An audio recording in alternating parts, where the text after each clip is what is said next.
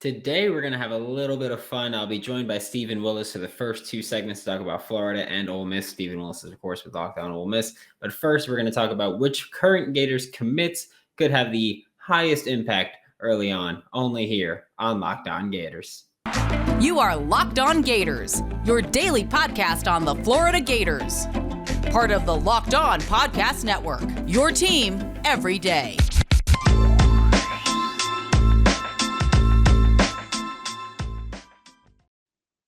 Hello, and welcome back to another episode of Locked On Gators, part of the Locked On Podcast Network, your team every day. Thanks for making Locked On Gators your first listen of the day. We are available daily and free wherever you listen to podcasts. Today's episode is brought to you by Sonos. Experience the game like never before with Sonos Arc, the premium smart soundbar for TV, movies, sports, games, whatever you want to do, and more, honestly. Visit Sonos.com to learn more now. And my name is Brandon Wilson. You know that. Happy Monday.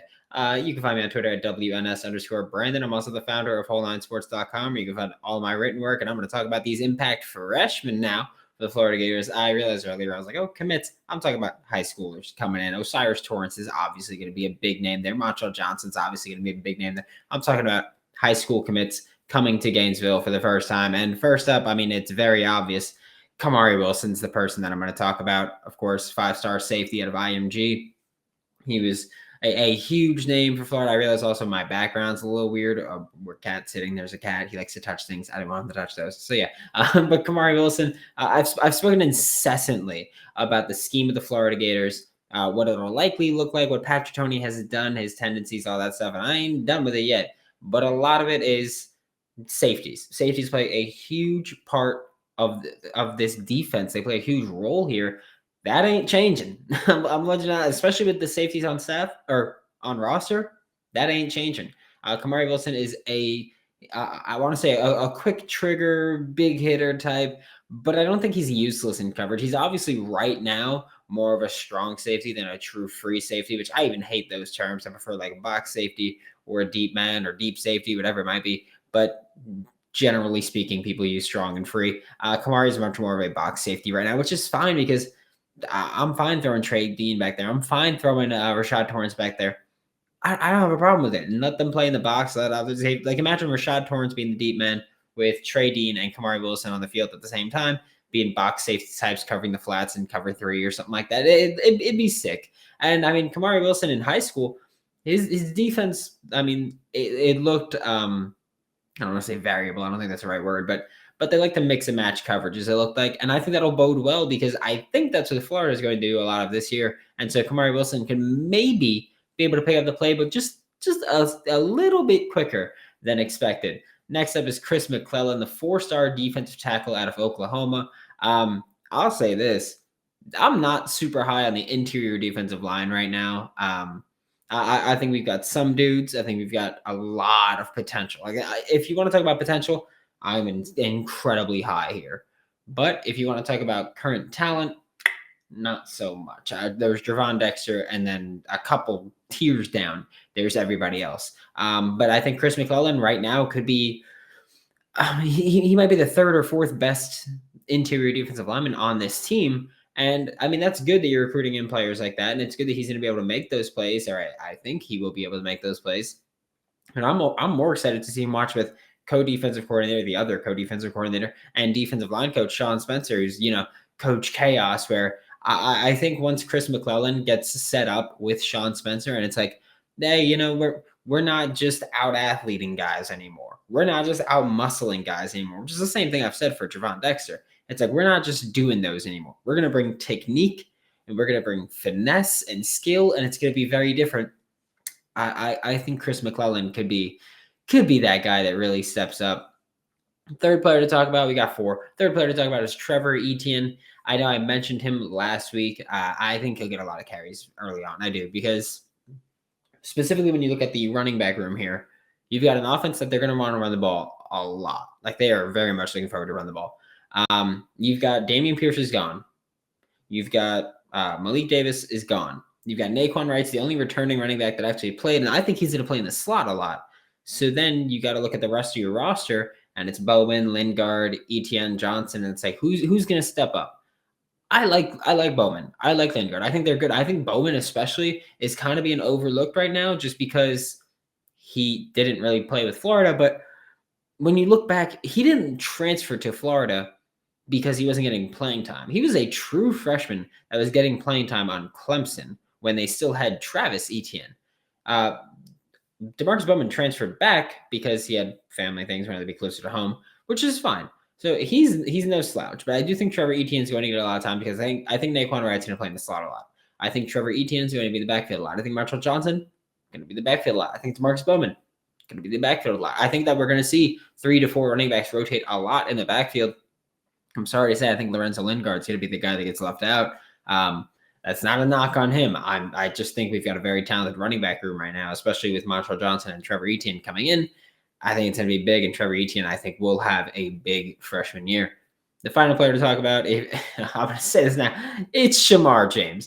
If you thought I was going to get through this segment without talking about Shemar James, if I'm talking about a segment where I'm like, oh, which high school players are going to be high-impact players, you lost your damn mind if you think I wasn't going to talk about Shemar James here.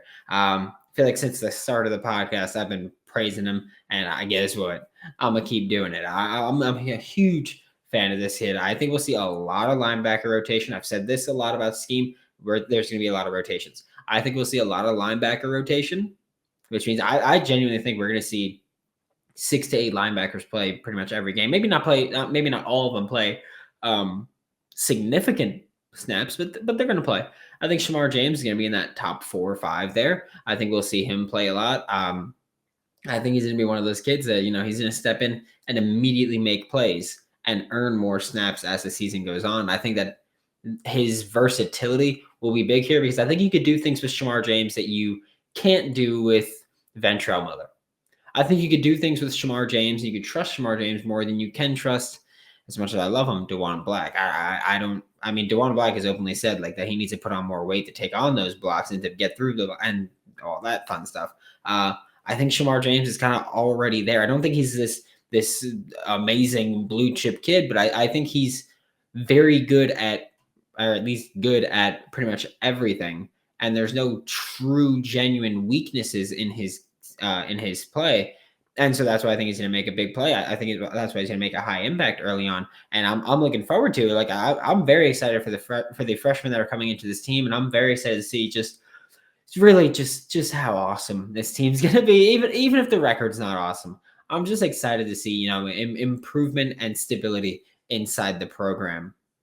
Hey, Gators fans, I'm here with an incredible app everyone who buys gas needs to know about. It is Get Upside. My listeners are making up to 25 cents for every gallon of gas every time they fill up. Just download the free Get Upside app in the App Store or Google Play right now. Use promo code SCORE to get a bonus 25 cents per gallon on your first fill up. So that's up to 50 cents cash back per gallon on your first fill up. So if you're smart, again, I don't want to tell you what to do with your money, but if you want to be smarter about it, wait till that thing's on E, fill her up with the 50 cents, and there you go. You're making more money already. You can cash it out to your bank account, PayPal, an e-gift card, Amazon, other brands, stuff like that. Just download the free Get Upside app and use promo code SCORE to get up to 50 cents per gallon cash back on your first tank. That is SCORE, SCORE. All right, special crossover segment of the Locked On Ole Miss and Locked On Gators podcast. I have Brandon Olson here. We're here to talk about the Monday night game between your Ole Miss Rebels and your Florida Gators, depending on which podcast you're listening to. So how you doing, Brandon? I'm doing well. No complaints here. How are you? Pretty good. For the longest time, I'll just go ahead and get directly into this. For the longest time, Mike White referred to Florida's basketball team as fragile.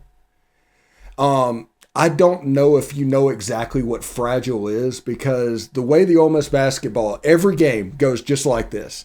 Ole Miss starts out really hot. Ole Miss has really good players for their first 3 players, but they have to be substituted eventually.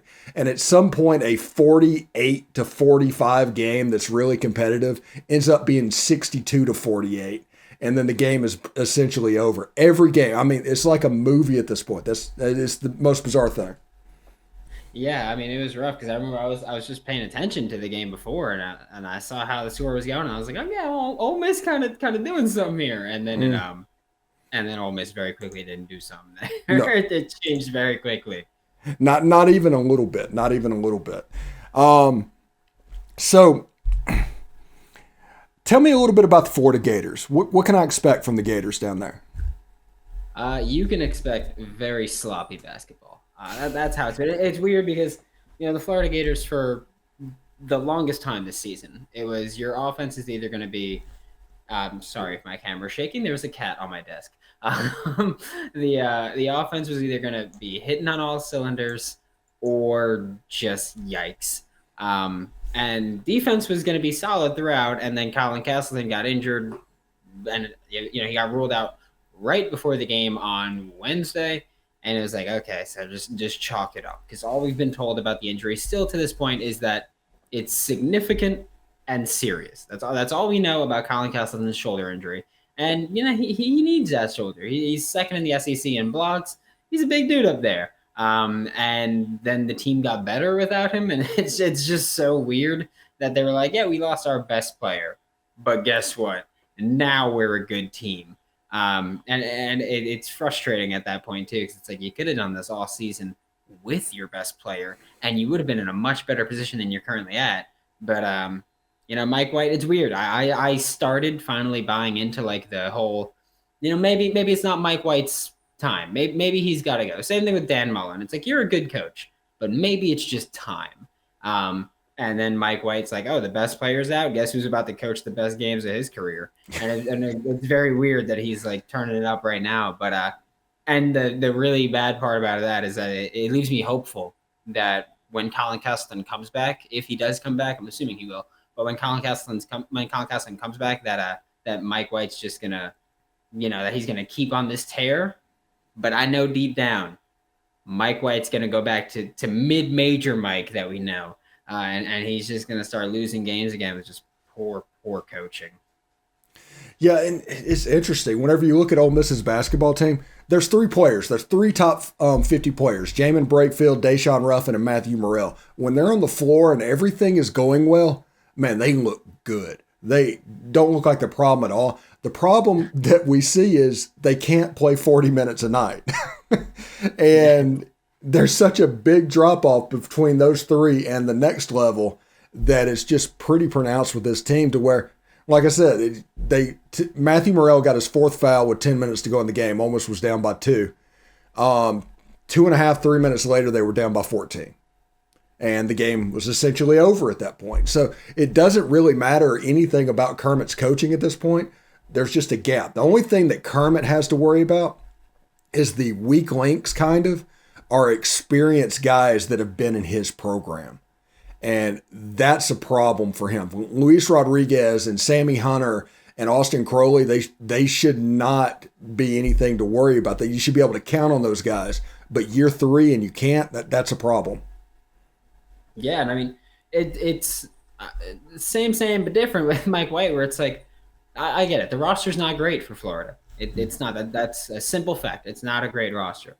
And you can look at your top talent and say your top talent's great, but the depth isn't there. And people try to argue with who should be blamed for it. And it's got to be the head coach. Like, you're the guy that builds the program. Like, that's why people argue in my YouTube comments about Mike White, and they're like, it's not his fault the players are missing open threes. It's like, it's not his fault they're missing open threes. But it is his fault that they're on the court as much as they are if they can't hit open threes. And if they're shooting contested threes and missing them, it's his fault that they're shooting those contested threes, that they're playing so much if they're the type of player that shoots contested threes. So it comes to the point of you got to blame the coach. He's the one that builds the roster. It's his responsibility, where I don't know if you feel the same way, but that's how I feel about Mike White, where it's like, look, I get it. Your roster's not great. But at the same time with Mike White, it's year 7. This roster is entirely you. And it's not great. And that's indicative of your talent and your ability as a recruiter. Yeah, I used to be in the Navy way back when, and whenever a ship runs aground, the captain gets fired, whether he's at the helm or not. If it runs aground, it's the captain's fault. And when it comes to a head coach, when something goes wrong, might be excuses around there, but ultimately he is responsible for that. Now, Walker Kessler for Auburn kind of did a number on Ole Miss the other night. And honestly, Auburn would have probably lost that game if it wasn't for Walker Kessler. And now that Castleton has gone down, what do y'all have as a, for lack of a better term, rim protector? Yikes. That's what I have to say about that one. Yikes. The best guy we got is Anthony DeRuggi, and I'm a big fan of what he can do, and I think he's a great number 2 guy.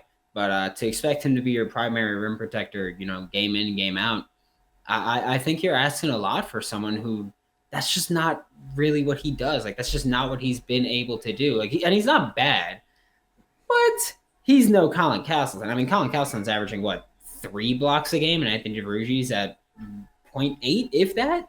So there's a big gap between whether or not you're blocking the shots, contesting those shots, impacting, and just protecting the paint. You look at the game 3 days ago, and Florida allowed 34 points in the paint. It's like, that's a lot. When they allowed, I think it was 70 total, 34 points in the paint. It's like, that's a lot. And I think it was 14 second chance points. And you're already a team where even with Colin Castleton, you're not very good on the boards. You lost your best rebounder, your best defender. And it's awesome that Florida's on this little 3-game winning streak and that they got 2 straight without Colin Castleton, but I am not confident at all that this team is going to maintain their success without, again, the best player that you have. Yeah, it sounds like we can both expect a pretty sloppy game between the Rebs and the Gators. Anybody else make money this weekend? I know I didn't. I'm kidding. I did. I'm on a little bit of a heater. I'm gonna let you. I'm gonna keep it rolling too. BetOnline is the fastest and easiest way to bet on all of your sports action. Obviously, Florida been throwing a few wrenches in plans. We'll see how the women do, because now I can bet on women's basketball, so that's dope. BetOnline even covers award shows, TV shows, and reality TV with real-time updated odds and props on almost anything you can imagine.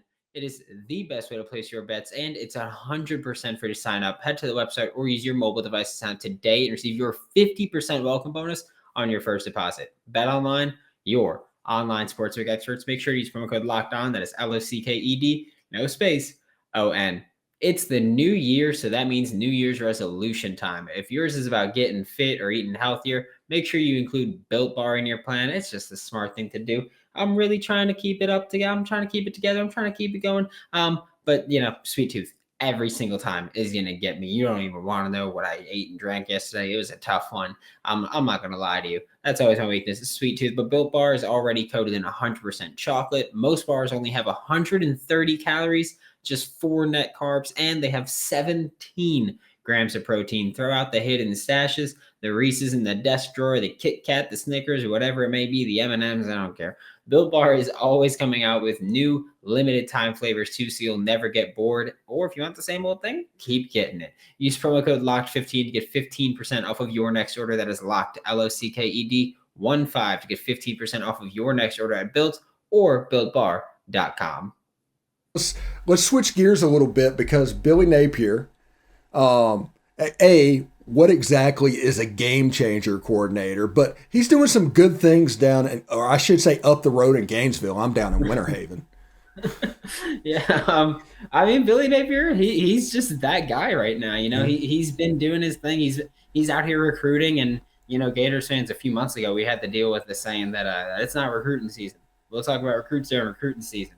And you guys know college football, it's always recruiting season. But Billy Napier, he's got his game changer coordinator because he's the OC. Well, Rob Sale's the OC, but he's calling the plays. And then you got co-DCs, and then you don't have a special teams coordinator. But as we all know, in football, there's 3 levels of football. There's offense, defense, and special teams. And you need someone in charge. In Florida last year, our special teams coordinator was a running backs coach. So it wasn't like we had anything special there. But now we've got Chris Couch there as our game changer coordinator. He was with Billy Napier. Before that, he was with Tulane for 5 years. He's got special teams coordinator. I mean, just at Louisiana, he was a special teams coordinator. It's just a different title. And honestly, I think the reason for these off-the-wall titles for Florida, I think a big part of it is that Billy Napier is finding a way to get all of these guys, because he said that he's wanted to build an army and as his coaching staff and his support staff. And he's got the budget. I think Florida has the third largest assistant coach salary pool to use. So that's a big thing, obviously, for us. And I think Billy Napier is coming up with these very off the wall titles because then from game changer coordinator, Chris Couch can get promoted to special teams coordinator when another university wants to promote him or wants to hire him as their special teams coordinator. Billy Napier can then say, you know what, instead of that, we'll promote you, we'll give you your pay raise, and we'll keep you on as our special teams coordinator. I think Billy Napier is doing whatever he can to kind of set up long-term success because you look at the defense and it's Sean Spencer as the co-defensive coordinator and Patrick Toney as co-defensive coordinator. Eventually, one of those guys, probably both of them, maybe within 3 years, I think Patrick Toney is going to be a head coach somewhere. I think I have no problem saying it as cut as dry in that. Within 3 years, I think he's gone. I'm going to enjoy my time with him here, but I think he's gone in 3 years. So then Sean Spencer's maybe looking for greener pastures to be a full-time or a full DC, the only one. And Billy Napier can say, hey, we'll promote you to just full-time DC. And that's your pay raise and your pay bump and all that stuff. And I think Billy Napier's, I think he's playing chess, not checkers here. As silly as some of the titles are, like game changer coordinator, I think there's levels to this. And he seems like a very coordinated guy. And he seems like everything he's doing is well planned out. That's where I'm at with Billy Napier. I'm excited for it. I mean, I've said Ole Miss, like I love your coaching staff too. So it's like it's an awesome program y'all got going over there. Do appreciate it. Appreciate it a lot. I do have another question for you. Okay, for the first time since I don't remember when, no major college team in Florida was ranked. Miami's kind of down. Florida was down. Florida State seems like they've been down for 10 years at this point. But each program is kind of going nuclear at the moment. To try and make something happen to where I see a lot of conflict coming down the road. You got Mario Cristobal down there trying to bring back the state of Miami. You got Billy Napier doing the Alabama playbook stuff, and Mike Norvell is kind of doing the transfer portal and doing the things that made him very successful at Memphis. Honestly, I like Jordan Travis. Florida State is just a quarterback away from being pretty decent, I think. But what do you think about the dynamics in state for Florida? I think that it looks very good for Florida right now. And I realize that sounds incredibly biased as a Florida fan, but where I'm at with Florida State is I like Mike Norvell. I genuinely have said, like, I think he's a great schemer and I think he's a great game planner. But losing, I forgot his name, but the corner to Jackson State, that's going to linger. Like that's bigger than just losing a recruit. Because you are the school that lost the number one player in the nation to a SWAC school. And that's going to impact you, whether or not you think it will. It will at some point, because other schools are going to say, there's a reason that this kid went to a SWAC school instead of going to Florida State. And the reason might be that he wanted to go to HBCU, that he wanted to play under his favorite coach or his favorite player ever in Deion Sanders. But that's not how other schools are going to phrase it. So I think that might be a bit of I don't want to be dramatic, but a bit of a death sentence for Mike Norvell with Florida State. And then looking at Miami, I'm not stressed about them at all. I mean, I'm not sure. You're having a tough time getting your offensive coordinator. And it makes me very happy too, because, the first choice for offensive coordinator was Jason Kendall. And I don't know if you know this, Steve, but I went to Toledo, and I'm a Toledo fan, and I got the helmet right behind me right here. Yeah, go Rockets.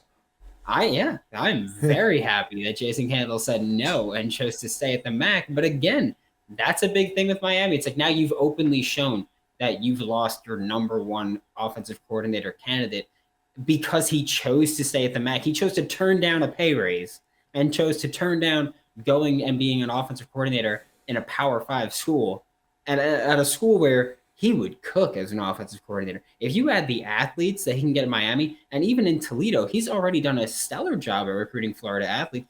Deontay Johnson for the Pittsburgh Steelers is a Florida kid. He went to Toledo. Jason Kendall played a big part in recruiting him. Kareem Hunt, Jason Kendall played a big part in recruiting him. So, Jason Kendall's shown what he can do as a recruiter, and his offense usually works out defenses, yikes. But, I like that, Miami's losing their offensive coordinator candidates, that Florida State's losing their top recruits. And Florida, right now things are trending up. It was a bad year. And, losing to Central Florida is going to kill Florida in a lot of ways. our starting tight end just left Florida and a couple days later committed to Central Florida. Like, so this is the thing where right now it's bad, but I think when you look at the big three of Florida and you're like, well, they're all bad. I think Florida right now is the best of the worst, if that makes sense. It ain't pretty anywhere, but it's good right now, I guess. I mean, at least we're not Florida State or Miami. Yeah, I think we've lost 20 players to the transfer portal. This is just a matter of fact. And also something that everybody needs to remember, you could carry 105 players on scholarship. This year you have to get back to 85. So there are going to be players getting processed all over the place. Now, switching back gears back to basketball and everything, how do you see the rest of the season going for Florida? I'll say right now, I don't think I've ever been less confident in the Florida program. Just at any level. Recruiting's bad. Kawasi Reeves, he was for a while the only high school recruit that Florida had coming in, and he's been very, very good. But I mean, Mike White didn't play him for the first 15 games of the season, and then Colin Castleton is injured, and this team just horrible, undisciplined basketball for the huge majority of the season. Whether it's turnovers, whether it's taking bad contested shots, whether it's just deciding to play ISO ball for no reason, with no rhyme or reason behind it, nothing. I'm not I'm not super confident in this program, and it sucks because I try to be confident in them, but it's just, if I'm going to be completely unbiased and honest with it, it's not very promising. Yeah. Well, Brandon, man, I appreciate you stopping by, and I hope you guys appreciate me stopping by your podcast. I hope to have you again soon as we get closer to football season, because I'm going to do a preview episode for every team football-wise once we get into the spring and summer. Oh, yeah, I'm excited. We're going to get into it. Yeah, it's going to be a lot of fun. Anyway, Brandon Olson, LockedOnGators.com. Thank you, man.